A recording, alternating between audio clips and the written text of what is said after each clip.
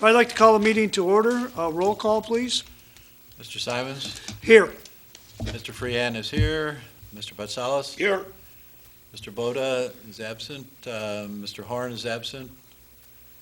Mr. Blackstock is absent, and Mrs. Babel is absent. So we do not have a quorum, Mr. Chairman. So at this time, we cannot have a meeting. We cannot vote on any agenda items.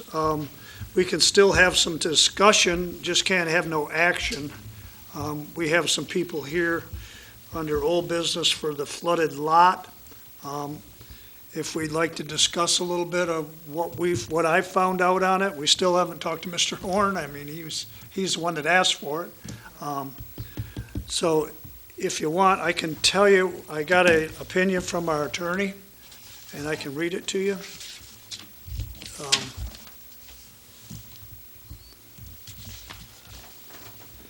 Dear Mr. Simons, you informed me of complaints that have been made by the township residents with respect to the vacant lot located between 5541 and 5531 Point Drive. Namely, there is an extensive flooding on the property at certain times of the year. The property consists of only a vacant lot and with no structures or apparatus. It is my understanding that the flooding issue is not new, although it has been worsened in recent years.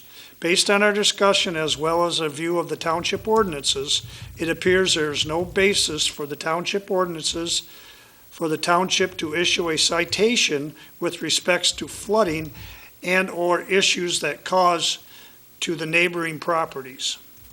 If you have any further questions or concerns, please contact me. I got that today. I also reached back out to Eagle, which is,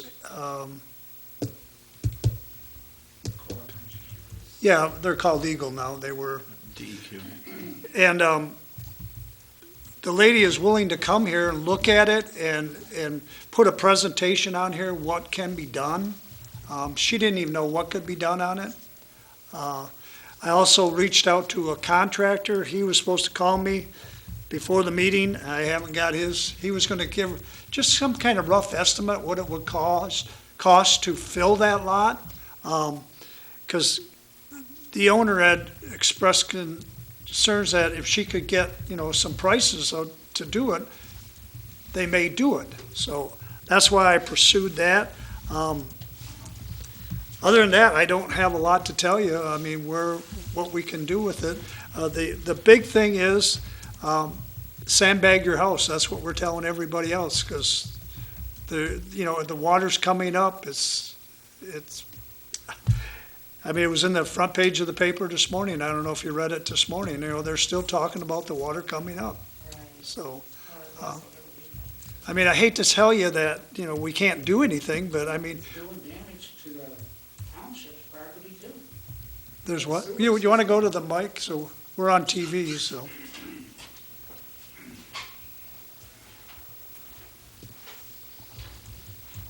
That lot is doing damage to the township's property too, as in the sewer system.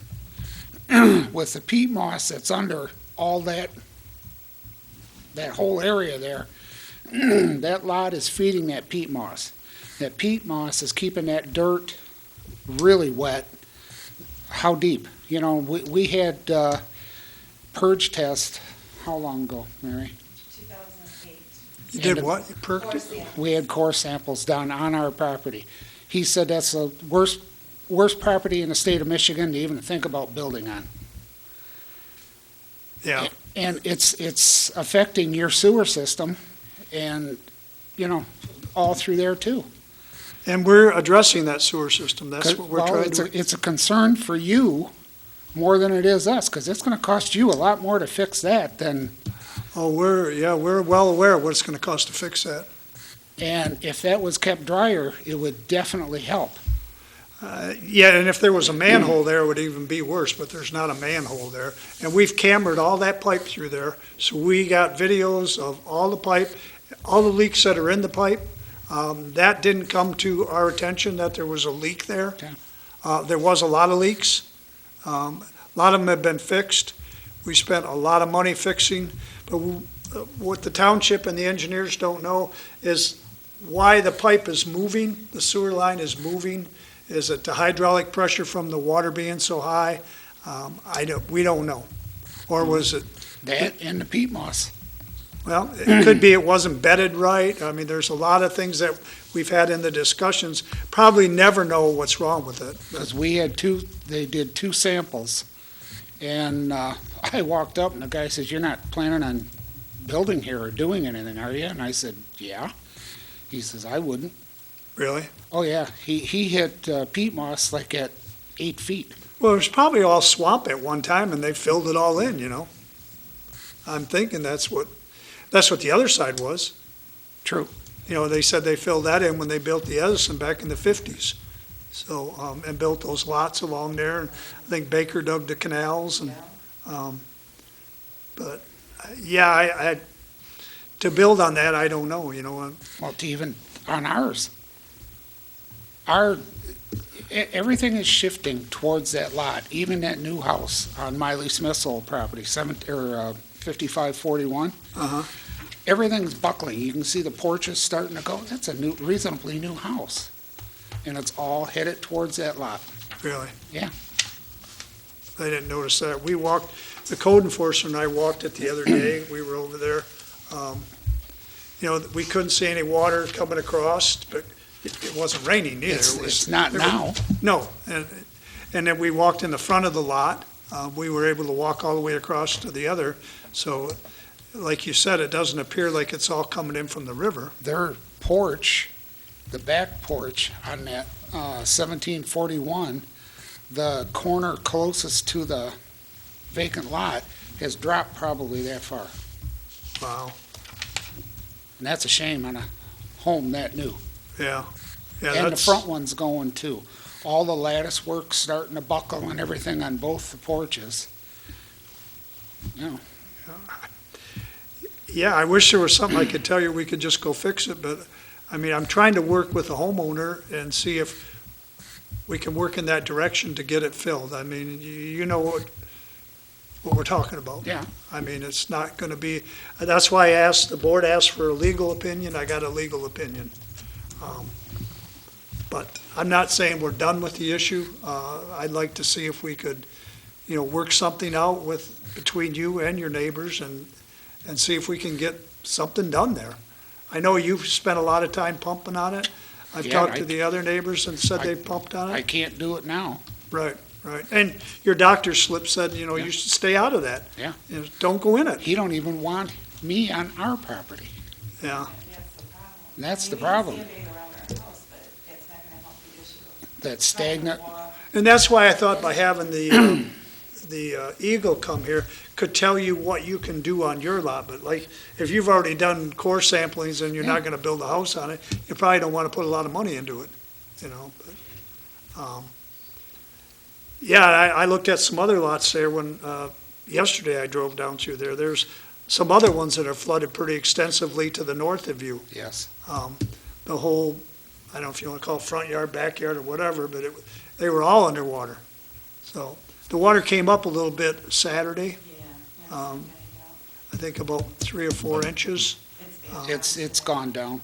This went down now, but it did come up and it was flooding some of It those. wasn't flooding that lot. If there would have been boat traffic, it would have flooded. Yeah, But there yeah. was no boat traffic. Yeah, the boat traffic makes a big difference. And the state is trying to work on that boat traffic, you know, to get it. I know down by Harson's Island down there, they're trying to get a no wake. And I talked to the supervisor down there, he's talked to the Captains Association, and he's getting a better response on just voluntarily slowing the boats down. The captains are doing it. Oh, the He's bigger, reached out. the freighters, the commercial boats. Yep. They're putting out less wake than the cruisers. Yeah, they dropped it down from 12 knots to 8 or Yeah, 7. the cruisers are the he- ones that he do the told me that- majority damage. They've really a lot less waves when they slow them down. Yeah. But We had- when they get up here, they might speed up. I don't know. You were talking about the cruisers, and we had the people in here from emergency management, the FEMA people, the county rep, and he was saying, you know, they've tried to do enforcement as much as possible. it's not the freighters that are the problem, it's the cruisers, and that's where the sheriffs come in, and they're trying to do as much as they can in the way of enforcement, but at this point, what FEMA is saying is that the only solution is to sandbag your house, because trying to do anything along a continuous shoreline like that with the amount of water that's coming in is just, it's not a good solution, needless to say, because nobody likes that But if to be everybody almost stops marooned it, in your house, but. What's that? if everybody stops the waves from coming in but one person, what do you But got? that's not what we're told, that's not what we should be doing, because they can't do it. I mean, you just see where you're at, but there's a lot of them Yeah. along there Yeah, where that's- there's the same scenario, where there's 3-4 that sandbagged, and then there's 3-4 that didn't do nothing. And it, So that's why they've switched, the county emergency management has switched to telling us, they're the ones that give us the bags. See, it's not the river water that's my problem. It's that stagnant water laying in that lot for, how many years, Mary, did that lay there? This was the first time that lot was dry when it was pumped in, how many years? Years. I can't remember that lot being dry enough that you could even walk across it. Wow. And it's been that way for years. Well, like I say, we've got our opinion. I don't know with the board. We really don't have a full board. We can't make no decisions tonight anyways. But in the interim, why don't I've talked to that contractor. I'm sure they'll give me a price so I can pass it along. And if the homeowner wants to do something like that, it's going to be a long road. It's not going to be done immediately, because you're going to have to go, you got to get a, Well, if she wouldn't buy a permit for free fill. she well, ain't we're going to pay have to get a it. permit. So She won't pay. that's part of the process. There'll have to be a permit. From the DEQ.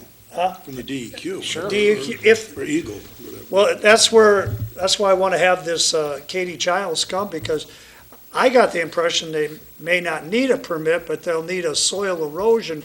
But our ordinances call for a fill permit, which triggers a typographical survey to be done. Have you ever had one done? No. at your- Mm-mm. No. And then I talking to our building department too, if they fill the lot, gonna have to have swales. Where's your swale? You'll have to have half the swale if it's gonna be a swale between the property lines. How's the water gonna get out of the swale, Yeah, there's no ditching. Yeah. And how high does they fill that lot? Because the neighbor to the south is higher than what you are. So, I mean, we can't have it sloping all towards you, and then that valley in between is gotta have somewhere.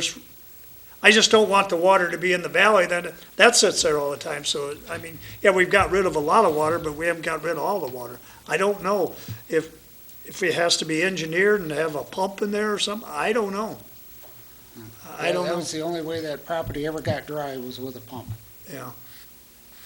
And that's a big job, as you know, because you're the one that's been doing it, No, I can't do Every it. 2 hours. yeah, We spent a fortune yeah. Every 2 hours. keeping that lot, well, getting that lot at least dry enough that she got it mowed. Once in how many years? Yeah. I mean, you've had complaints on that lot not being mowed. Oh, and we looked through the minutes, the clerk here looked through the minutes, and that's been going on for long before I got here, that lot's been. That's because flooded. that lot has been wet that Right. long. But when the water was way down, it wasn't as much That of an was issue, still wet. when it rained, Well, yeah, it never dried out. yeah. Well, that's all we can do is keep trying to work with the homeowners, and, if you're welcome to come back when we have a full board, when we can conduct business, and maybe the board can give us more direction, I don't know. But that's all we have right now.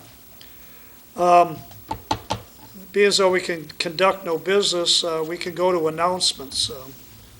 Do you have an announcement you'd like to make? Just for the benefit of people who are watching us on TV or who turned in expecting us to have a meeting, we do have some announcements. As everybody is probably aware, March the 10th is the presidential primary, which is a unique type of primary. It only occurs in the years when we actually elect the president. And the ballot is a little bit confusing, but We do encourage people, if they're interested, this is since we passed Proposal 18 in 2018, you don't need to have an excuse to request an absentee ballot. Anybody can have an absentee ballot. The applications, we have the applications forms here, or they are available online. And those need to be submitted if you want the ballot mailed to you. Those need to be in by 5 o'clock on March the 6th. That's a Friday. And then we would mail a ballot out. Anytime before that, people are welcome to submit an application for an absentee ballot.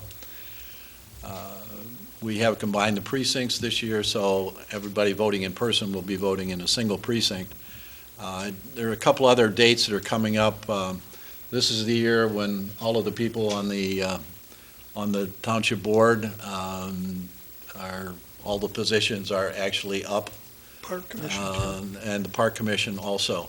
So anybody who's interested in filing and being on the August primary, the date for that is April the 21st, and that's by 4 o'clock. So they need to have their nominating petitions and their affidavit of identity into us in the clerk's office here at the township offices by 4 p.m. on April the 21st. Those that are running as an independent and don't want to be on the August primary, the date for that is July the 16th. So their name would appear on the November ballot. But if you want to be on the August primary ballot, the date for that is April the 21st. And we do have packets of information that explain what's entailed in all of the positions, all the board positions, as well as the park commissioner and blank nominating petitions. So those are available here at the township offices. Okay, thank you. Anything, Angela? March 10th is also the school board election for the, On this ballot, that's correct. There is the school bond election is on this particular ballot.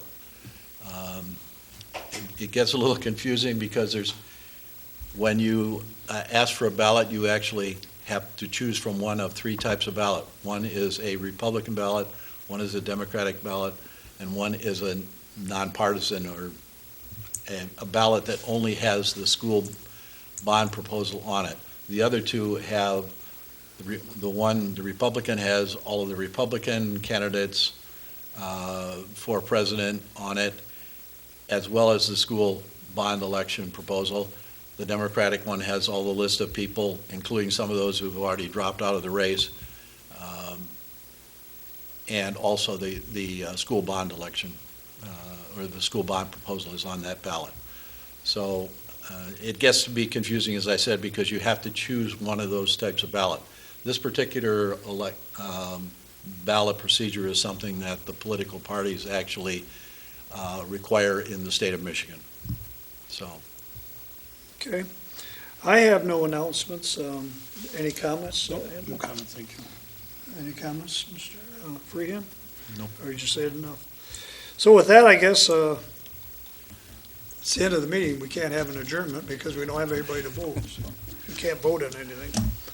So our next meeting is scheduled for, I think, March 2nd. Yeah, it'll be March 2nd. March 2nd, so unless we have to have a special meeting, if so, we will put the proper information out. Thank you.